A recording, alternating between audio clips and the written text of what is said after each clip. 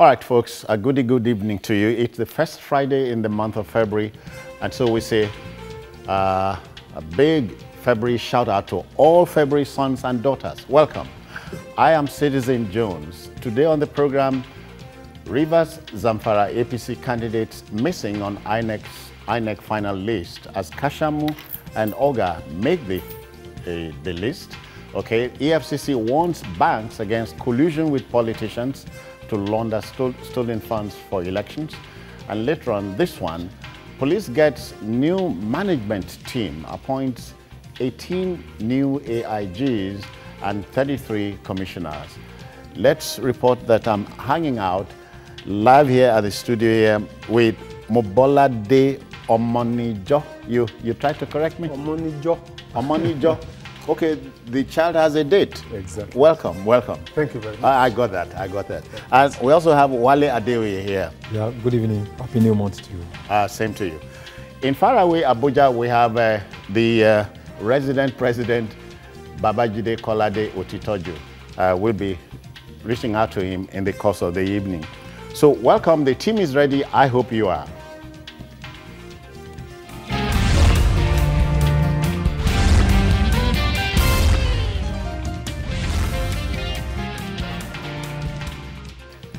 You know, with 9 odd days to go to the first ballot of the 2019 general election, the electoral umpire, the INEC, is on fire, in a manner of speaking.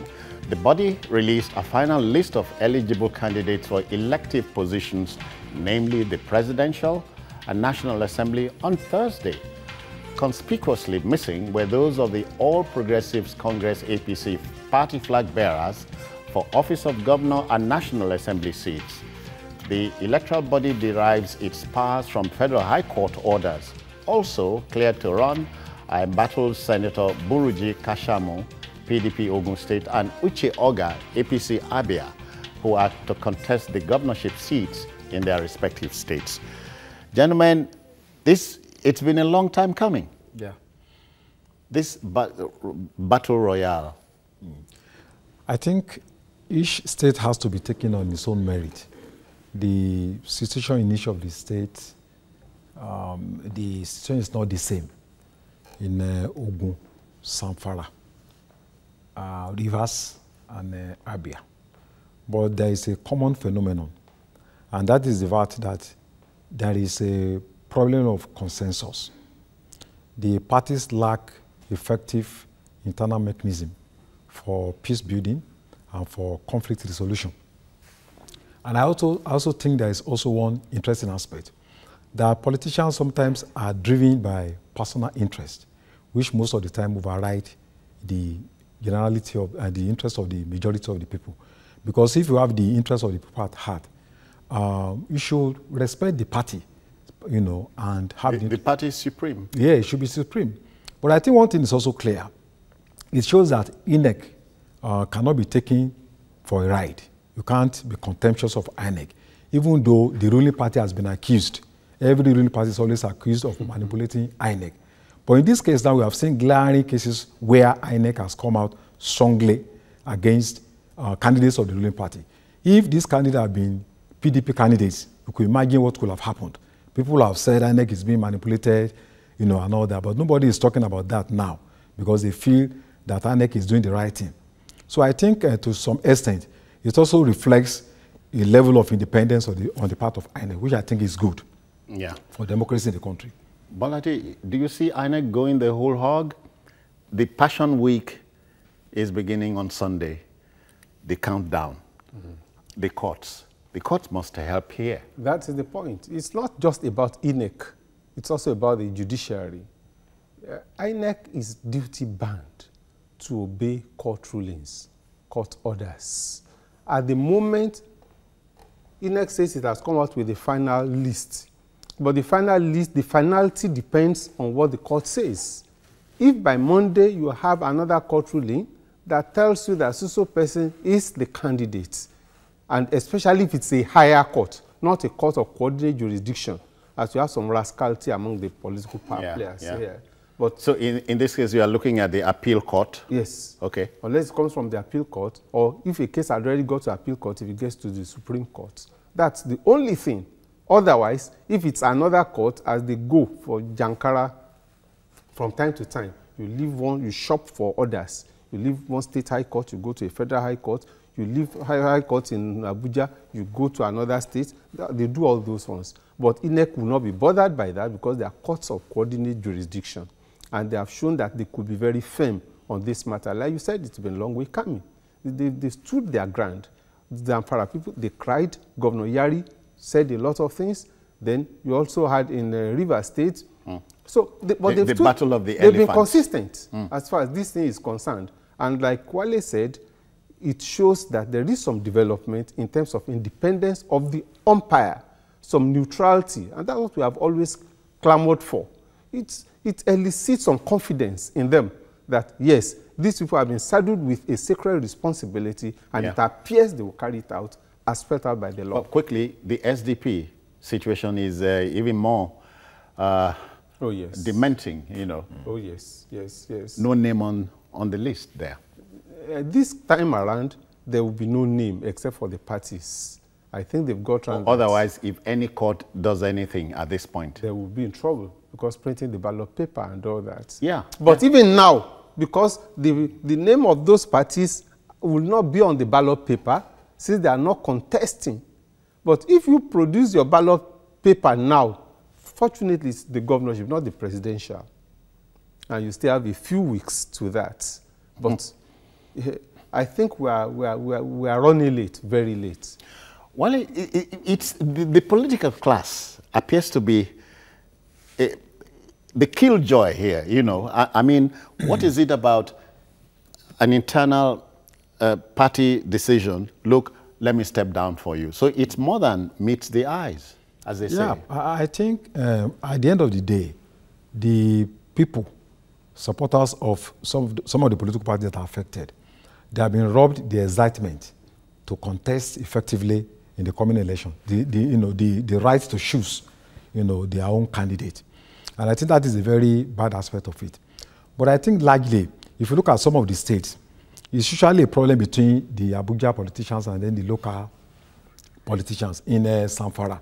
Yeah. It's between the governor and Kabiru Marafa, who is a senator and then wants to contest for the governor. And the Zamfara state governor is supporting another person, his finance commissioner. And in Rivers State, you have Amici and then Magnus Abe. Yeah, right. So there are two, in each of the states, you have two figures, individuals, who decide the nature and form of this conflict. So it's not as if the conflict is actually among the people. Yeah. It's just differences between individuals. And when these individuals find it very difficult to manage, the situation, then it affects the generality of the people. But I think there are certain things that I think may happen.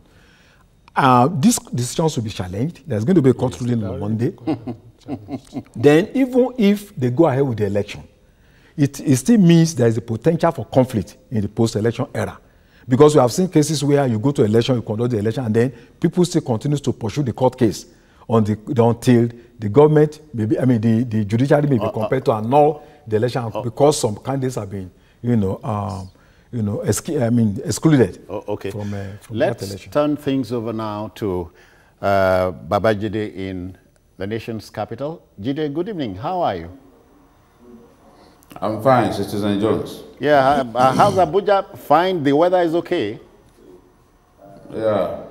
Now, given the topic we are discussing, the build-up is there. And so, how do you come in? I think that the problem really is with politicians and their inability to manage their elephant-sized egos. Politics is an interest-driven game, and people would disagree. But politicians have to realize that the party comes first. The party and the people. Since you claim that you want to serve the people, then you should never put yourself above the people and above the party. But this is a lesson difficult for our politicians to imbibe. There are all kinds of court cases all over the place. And while the INEC says that it has come up with a list, we know that it is possible for the INEC list to still be altered. The Supreme Court will hear the Rivers matter on Monday. Yeah. The party wants the Supreme Court to set aside the judgment of Justice Nwogu, because Nwogu affirmed that everything that the party did, form of primaries and the rest, is a nullity. So nobody knows the judgment that will come from the Supreme Court. Nobody knows what form of judgment will come. But if that judgment favors the APC, it then means that the APC could still find its candidates slotted onto the list of INEC. It happened before. It happened in 2007. And I believe that it can still happen, even with Zamfara. I do not rule anything out and I do not rule anything in. Yes. I believe that the courts will decide at the end of the day.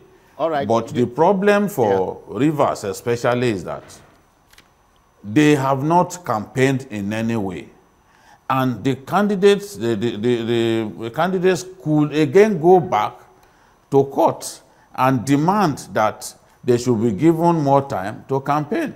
Oh boy. So if the court reasons along that line that the candidates deserve to be able to tell the electorate what they want to do, it then means that they could begin to push for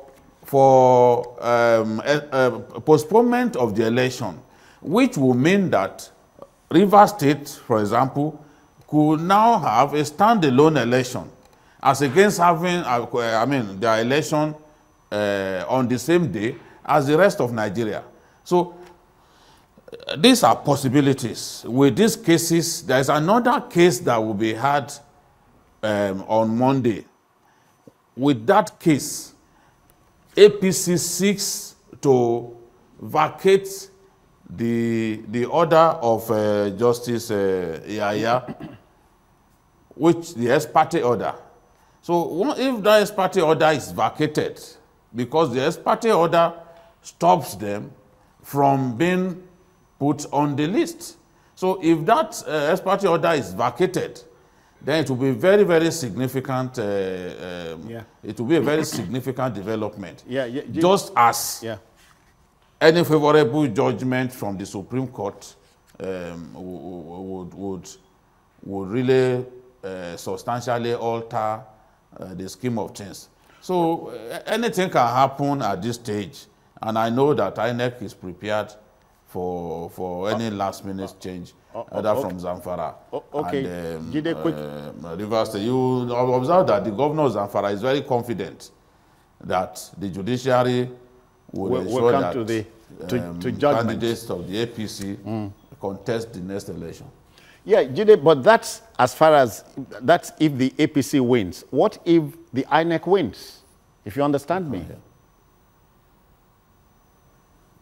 I can't hear. No, okay. I said the scenario you just painted is if the APC wins as a party. What if the electoral umpire wins, if you understand me? Very optimistic people. They are confident that they will win in court.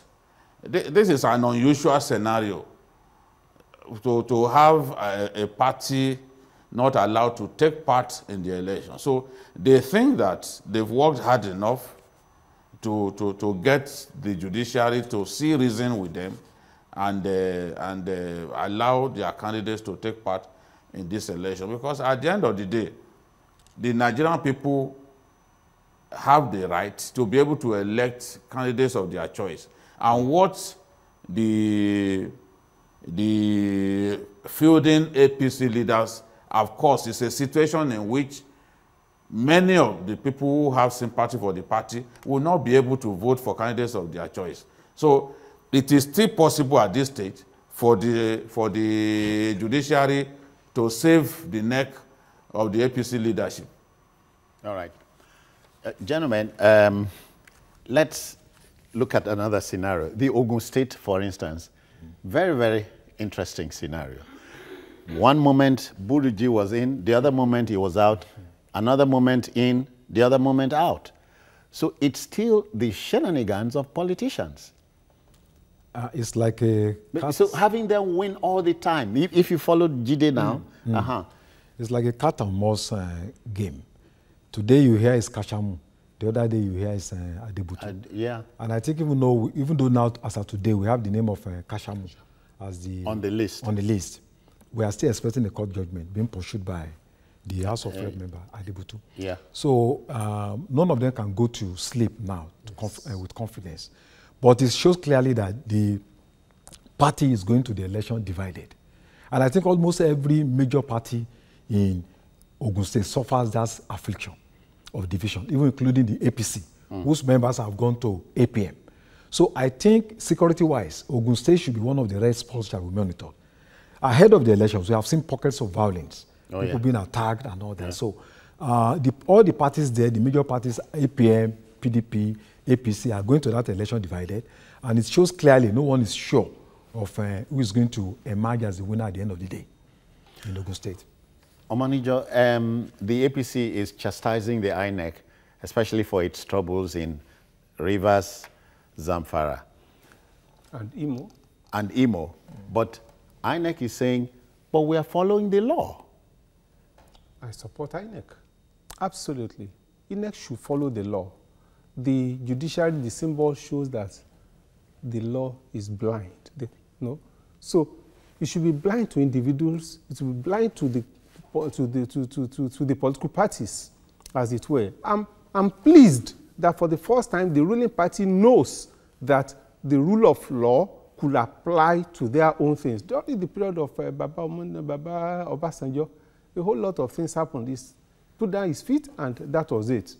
But this time around, you can see a number of things are happening. I'm pleased with that. It shows that the umpire should be able to take a decision and stand by his decision, subject to the interpretation of the law by the courts. Yeah.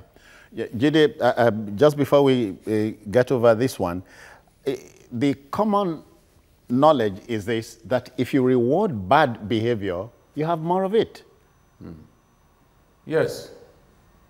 Honestly, sometimes I ask myself why the APC leaders shouldn't be punished for the aberrant conduct that we have seen in the course of the primaries. You can imagine someone who is a high-ranking member of the party congratulating the INEC for standing firm that it will not accept any list from the APC because primaries were not held in Zamfara. But for me as a journalist, I refuse to agree that primaries did not hold in Zamfara. Because they had problems in, I think, between 6 to 8 wards. And the elections were conducted the next day. But you have a situation in which the national chairman of the APC is saying something, the senator, Kabir Marafa, is saying something different. And where the national chairman says, we opted for consensus candidacy, and claimed that the meeting was held at a particular hotel in Gusau, the senator said, no such thing happened. And then the governor too said, no, there was no decision to adopt the consensus model. So when you have that kind of situation, then you reinforce an INEC's position that primaries did not hold, all because people were so selfish that they didn't want to agree with themselves. They were not ready to yield any ground in this conflict. So if at the end of the day, if the party does not get a chance to field candidates, then the leadership of the APC, led by Comrade Oshiomhole and Senator Kabiru Marafa and the governor, Abdulaziz Yari, should be held responsible. Because as decent men, they should be able to come together and say, look, in the interest of the party, let us agree. And the Rather than Nigerian have people. a situation in which the party will face a situation in which it will not be able to field a single candidate in the national elections. Yeah. It's a very terrible thing. Okay. Gentlemen, Right now, they can only bank on the court to help them. and this leaves a parlous situation, you know. In taking this home now, a manager, how about asking the judiciary to help us for once? For once, you know, I don't know how they do it, but it should not be a judicialization. I used the word the other time. A judicialization of our political process is not a healthy thing. Well, I don't know. Because not allowing the ballot box to be sacrosanct is dangerous. Well, bending the law is even more dangerous. The law should apply whatever the situation, because otherwise anybody can stamp on the law. I think if the political parties could come together, they could come up with guidelines for their primaries. And But the guidelines are there. that's what I'm saying. They have guidelines. Obeying the spirit and the letter. That's what I'm saying. That they have the guidelines, but when you come up with guidelines, that is in the guidelines of the party, the Electoral Act, the Constitution, then if you go against any of these three, then you know that the electoral umpire has a duty, and that is the duty that INEC is performing at this moment. I support them. Wale, take it home by talking to the politician. He is watching you. Well, the politicians must know that they are not bigger than their political parties. Without that platform, they are nobody. They should have respect for the supremacy of the party, and they should realize that this conflict that they are generating could affect sustainable development. It can also affect the future of democracy in the country. Okay, then, here we are not talking about an APC or a PDP resolution to our political quagmire. We are talking about a Nigerian consensus here. It is possible. It is possible. All right, still ahead, EFCC warns banks against collusion with politicians to launder stolen funds for elections. You want to stay on for that?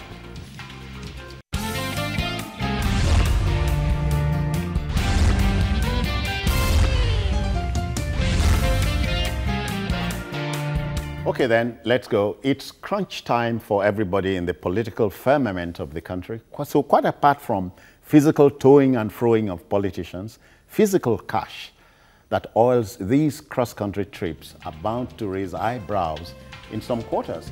Anti-graft agency of government, I beg your pardon, the EFCC, has sternly warned banks to refrain from colluding with politicians in the area of repatriation of stolen funds for the elections. Acting chairman of the commission, Ibrahim Magu, has hinted of his knowledge of a particular top politician who sold a choice property abroad just to spend on electoral inducement, Wale, the long knives are here. Well, the EFCC warning is timely. There cannot be any financial crime without the collaboration of banks. The banks provide the conduit pipe for the crimes that are being committed in this country. And I think in time of elections, it's so easy for people to see that billions of funds are being invested. We can see these things, even if you can, we can feel it, even if you cannot see the cash.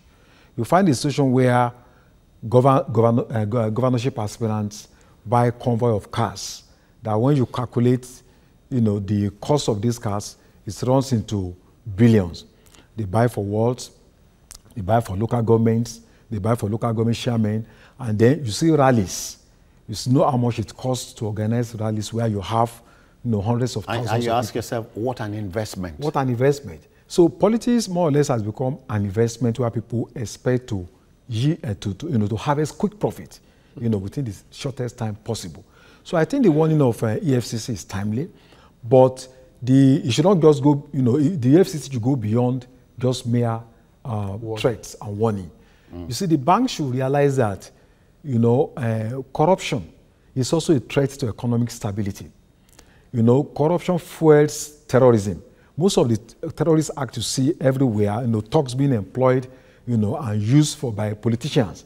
The money that they give to these politicians pass through the banking system. So the banks should see themselves as strategic partners, in the fight against corruption. So that's why I think they should take the warning of the SEC very serious. Because if they just think they don't want to make decision between clean and dirty money, just any money that comes, goes to the deposit without questioning the source. At the end of the day, the economy will suffer for it. The country will suffer because of all sorts of instability.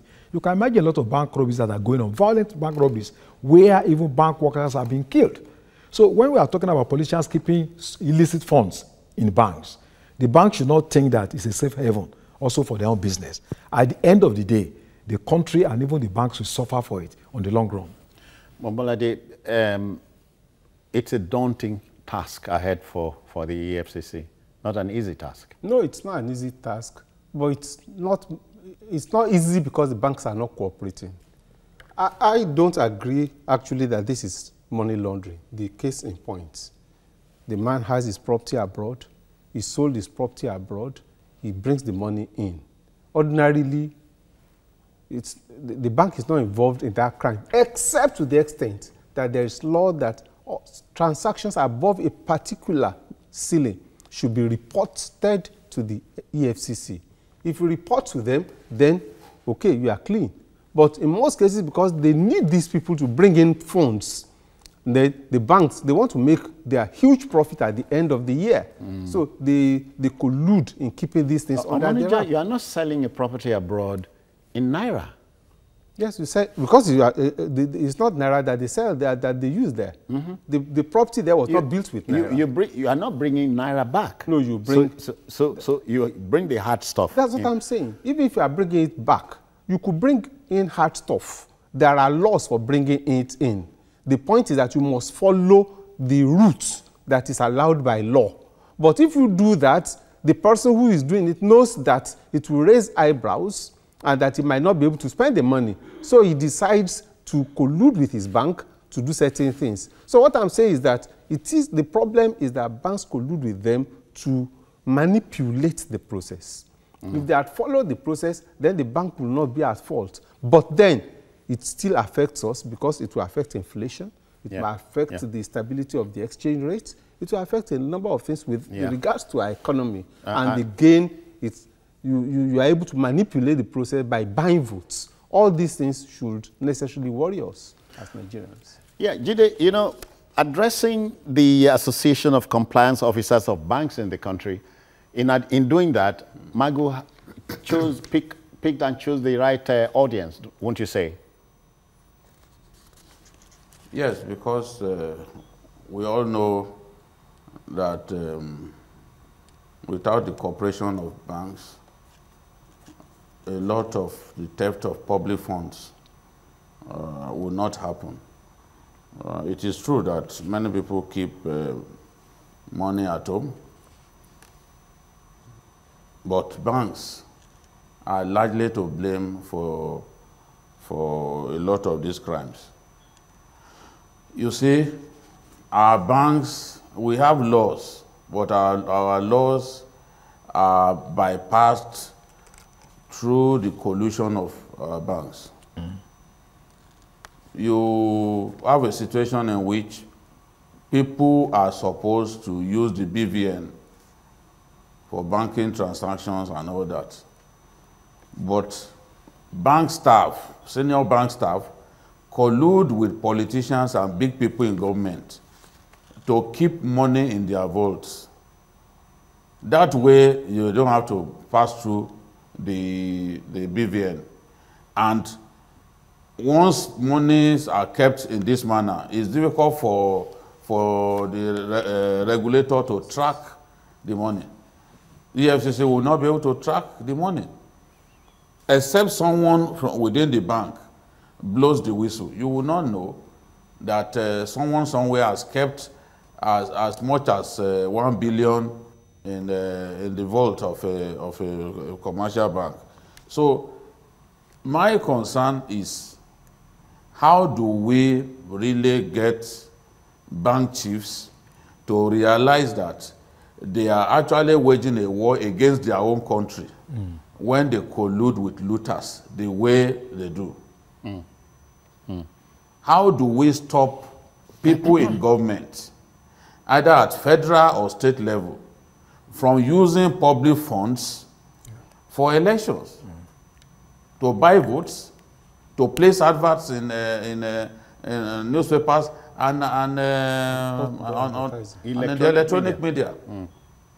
Because it is rampant. Public funds get used every election year to fund campaigns, to pay people who come to rallies.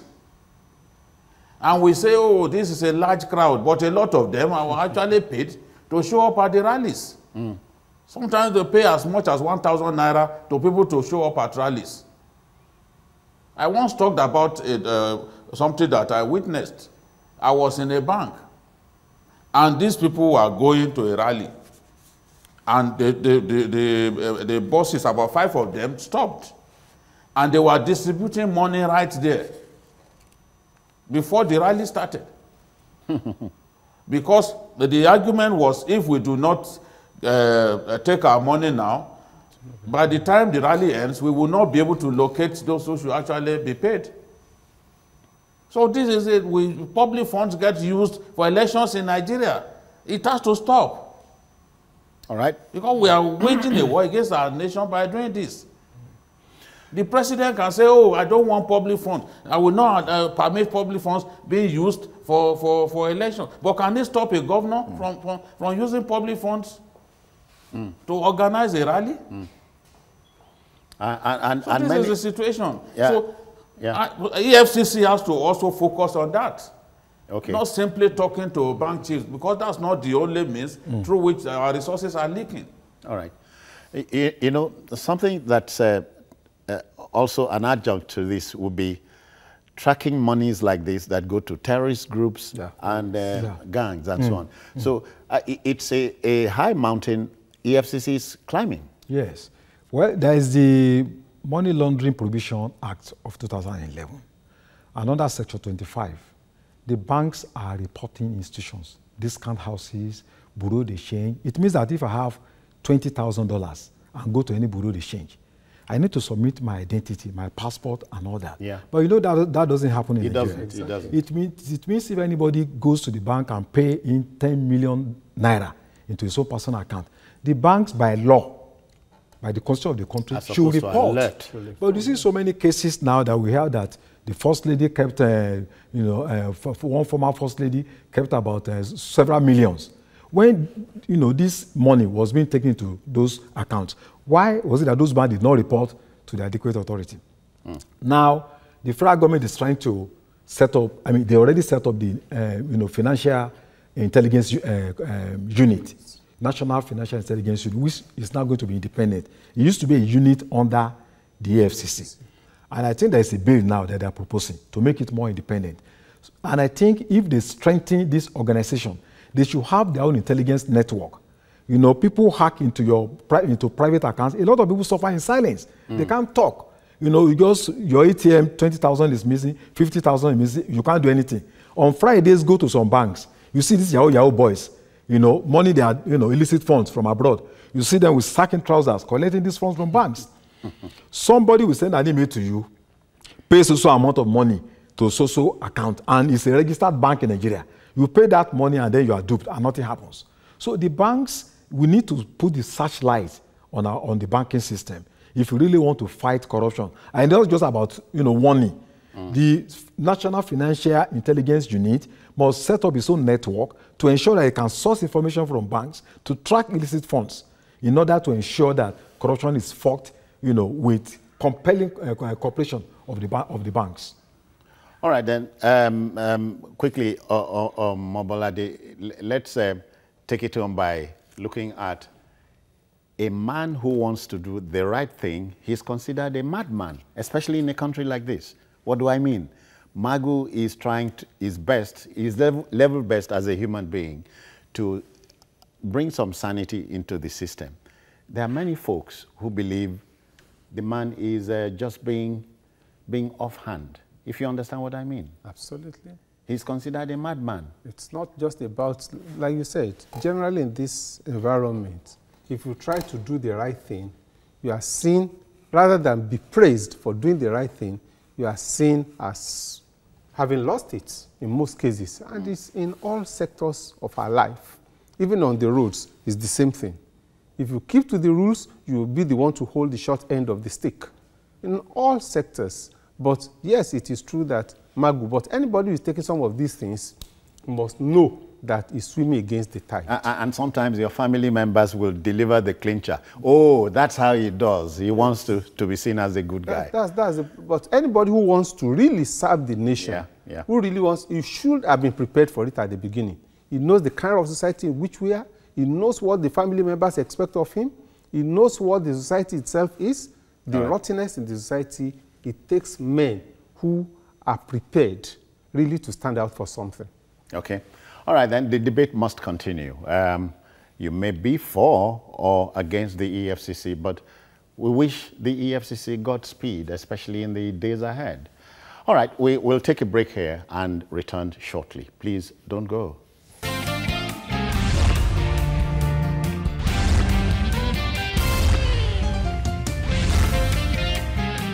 All right, then, welcome back. You know, the police high command is shaping up and upping the ante, as they say. The Police Service Commission, PSC, has elevated 18 commissioners to the next rank of Assistant Inspectors General, while 33 deputy commissioners have assumed the rank of commissioners. So the whole country looks up to these newly promoted officers to birth a totally new impetus for the police and restore confidence in the business of policing in our country. It can only get better. Jide, or what do you say? Yes, I'm happy for the beneficiaries of the latest set of promotions in the police. In December, the police promoted 7,981 inspectors, 2 AIGs, and 10 DCPs.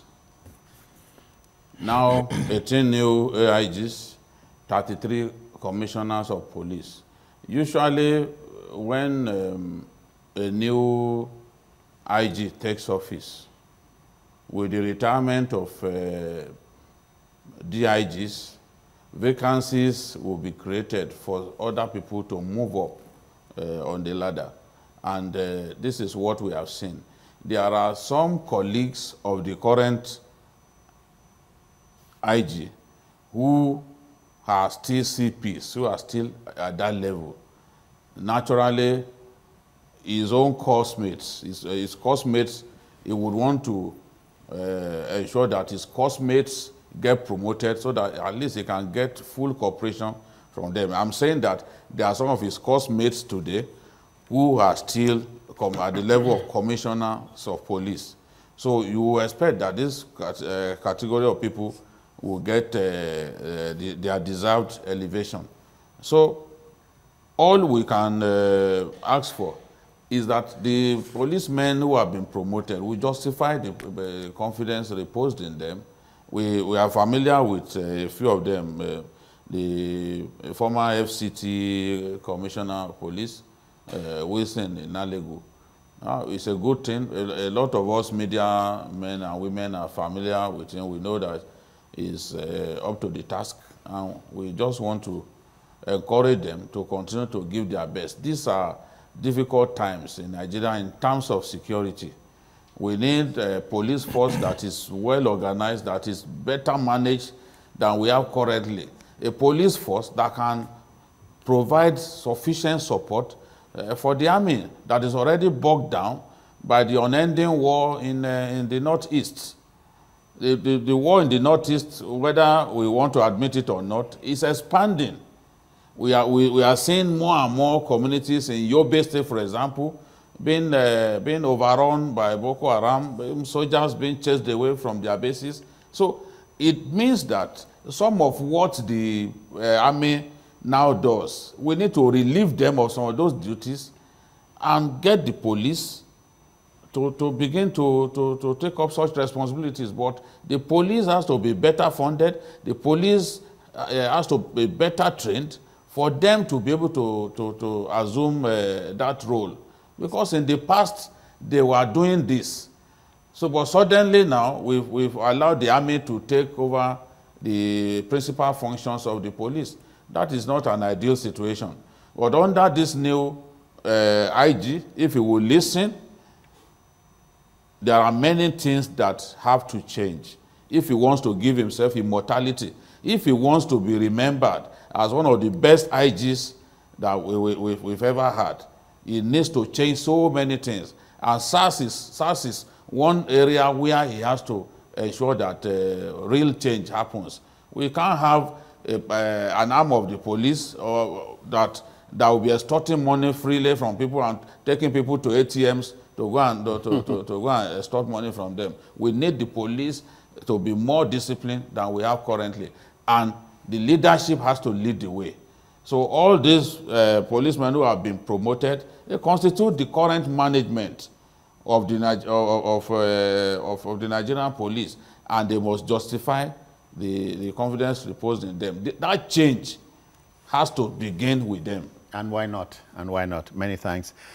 Wale, but one striking name on the list of new AIGs would be a former EFCC boss, Ibrahim Lamode. Yeah, Lamode. Yeah? Yeah, I think from his experience in the EFCC and from his record, I think he was redeployed to Lagos here.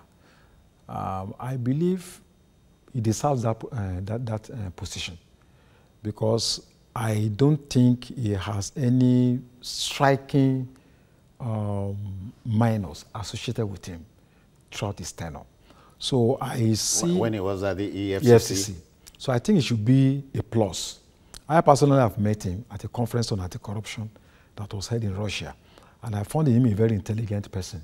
And I believe, based on his experience... Intelligent, I'm sorry, when we go out of the country or within the country? Within, in terms of his experience, in terms of tracking noxious funds. He's been exposed to all sorts of conferences, seminars, and programs all over the world as CFCC chairman. I believe he should be an asset, to the new team. But beyond that, I think they are coming at a very critical moment. We have a national election coming, So, and we have a new team. So they should know that they need to impress Nigerians and also to impress the commander-in-chief. But I also think it's coming at the time that we have had about threats to to the election and all that. So it's a major challenge to them. They must be able to inspire Nigerians and to create hope where there's despair. I also think beyond the new team, there is a structural limit, within which they cannot perform beyond. Because until we take the bull by the horn to decentralize the police force, in accordance with the principles of federalism, as it is practiced in places like Germany, in the US, where we copy the presidential system, there is no way we can have an effective police that has a common bond, with local communities. That's because centrally yes, controlled. we have a garrison structure. That's your quarrel. Yeah, we have a garrison structure that will limit effective performance of the police. 18 DIGs, the cost on the economy, maintaining 18 DIGs. You don't hear of IG in US. In fact, in the US, state police even have their own uniform. Oh, yeah. In Japan, the same thing. There's regional autonomy. That is what they call Koban. You have police in universities, even some for soil conservation. In police. The UK, this IG is referred to as the chief constable. Yes, but you also discover that they have a lot of metropolitan police, Scotland Yard. The police is about the people. It's not. Wale, in America, Britain, Germany, and all them places, they don't hand, ram police into barracks. They don't. Oh, they don't. They don't. They don't. They live among the people, and it makes them to be more effective. Omonijo, one striking, enduring question is how best to motivate the Nigerian policeman. Just the other day, salaries were increased for them, blah, blah, blah, and so on. There's the need to do more. Oh, yes. It's not only about salary. It's good that they touch the salary because the salary was really appalling. It was something else, you know. It's good that they've touched that, they've raised that, but it's much more. The life of the police, what is it worth? It's important. When a policeman dies in the line of duty, what happens to the family? How quickly do they get their benefits? And what is that benefits worth, really? But even apart from that, once I had an encounter with armed robbers. I was living in Maui in Ogun State then, and when I met the DPO in Ibafu, and he was saying that, look at us. My men who are there, they do not even have bulletproof vests, as common as that may be. And only one of them was armed, you know, at the checkpoint, because we ran into a checkpoint and there was even a crossfire between the policemen and the yes. And at the end of the day, they were able to get away because they shot one of the policemen, and like they said, they had to take a decision. Do we take our colleague to the hospital or do we give a chase to the armed robbers? And they had only one vehicle anyway. So that kind of thing. They did not have arms that were sophisticated as those of the armed robbers. Yeah. They were exposed there. They did not have ordinary vests that would be able to shield them from all this. So he was saying that it's only in Lagos that they even have things as common as this. Here we have nothing. So to motivate them, you need all these things. I have somebody who used to work with me, was my junior in the office. He's in the police, he's an officer. And he's based somewhere in the Niger Delta. And he was telling me, he said, alive? He's alive, very much alive. But he said, look, sometimes for my men, I have to send some people. He said, I have 3 bulletproof vests, but I bought with my money. Sometimes we raise money to send people to go and buy. And these are some of the problems they have that Nigerians don't understand. They are underfunded, like Jide said. They are under-equipped, as he said. And they are under-motivated. Unless we look at this, we cannot do any thorough reform. We must reform. We must revitalize the police force. Jide, you alluded to it when you opened the account on this one. You talked about, what Omonija had just said. But the whole thing begins from scratch, from the recruitment ground, where prospective recruits are asked, pay to get recruited. It's a crazy thing. And added to that, Nigerians are not, they don't feel comfortable volunteering information, to the police, especially at a time like this. Yes, because it's dangerous. It's dangerous, really, to volunteer information to the police. Some have done that and paid with their lives. And the police is bursting at the seams with bad eggs. And when you have such a situation, you'll be really reluctant to work with the police. A situation in which you report a dangerous criminal in your neighborhood, and the next day the criminal comes for you, is not a situation that Nigerians find palatable. And so many of them would rather stay away. Even when people get raped and they go to report to the police, they don't get the kind of attention that they should get.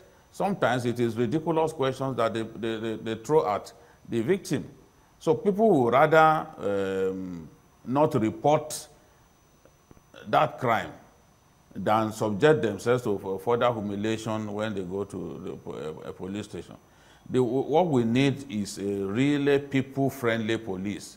The police has a lot to do to worm its way into the hearts of Nigerians. Many Nigerians do not trust the police anymore. And it is because the police has not done enough to really show the people that they deserve to earn their confidence.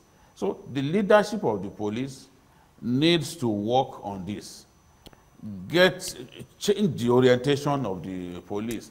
Work hard on training, not just training on how to combat criminals, but how to relate with the civil populace.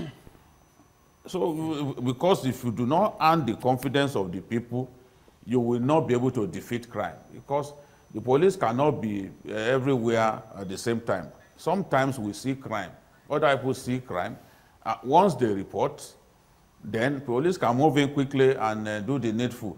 It works effectively in other countries. You see those elderly women, they are retired, they have no job that they do, beyond just scanning the neighborhood for outlaws. And once they see anyone committing a crime, they ring the police, and the police will storm the place in record time and take away the criminal. That way, the society gets better. Everyone becomes happy. Crime will be defeated. We totally share your exasperation. Jide, all of us are saying, have a good time in Abuja, but send your bills to them here. Okay, thank you for your time. Quickly, are we deserving of the police we have? Certainly not. We need something much better than that. Are we deserving of the police we have? No. We need a better police. Since 1830 that we've had police formation in Nigeria, it's time for fundamental reform. Okay. Everything is possible. To him who says, yes, I think we can have the police of our dream. It begins from here, from this table. Well, just before we go, let me thank Mobolade Omonijo for your time. My pleasure to you. Wale Adeoye, how can I thank you? Thank you very much. And Jide Kolade Otitoju in Abuja, many thanks for your time. This will just about do it for today and the week on this program. If you missed this edition, also watch Journalist Hangout on other platforms. We'll show you on the screen now, and on YouTube at youtube.com/TVC News Nigeria. The feedback channel is the same. I am Citizen Jones Hussein. Bye-bye now. Take care.